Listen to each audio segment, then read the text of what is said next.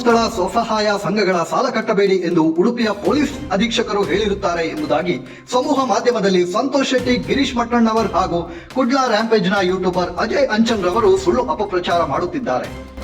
ಉಡುಪಿಯ ಡಿಸಿ ಮತ್ತೆ ಎಸ್ಪಿ ಅವರು ಹೇಳಿದ್ದಾರೆ, ಇನ್ನು ಮುಂದೆ ಉಡುಪಿಯಲ್ಲಿ ಯಾರು ಧರ್ಮಸ್ಥಳ ಸ್ವಸಹಾಯ ಸಂಘದ ಹಣ ಕಟ್ಟುವ ಅವಶ್ಯಕತೆ ಇಲ್ಲ. ಈ ಬಗ್ಗೆ ಕಠಿಣ ಕ್ರಮ ಕೈಗೊಳ್ಳಬೇಕೆಂದು ದಿನಾಂಕ 24/6/2024ರಂದು ಒಕ್ಕೂಟದ ಪದಾಧಿಕಾರಿಗಳು, ಯೋಜನೆಯ ಅಧಿಕಾರಿಗಳು ಹಾಗೂ ಬ್ಯಾಂಕ್ ಅಧಿಕಾರಿಗಳು ಒಟ್ಟಾಗಿ ಪೊಲೀಸ್ ಅಧೀಕ್ಷಕರಿಗೆ ದೂರನ್ನು ನೀಡಿರುತ್ತಾರೆ.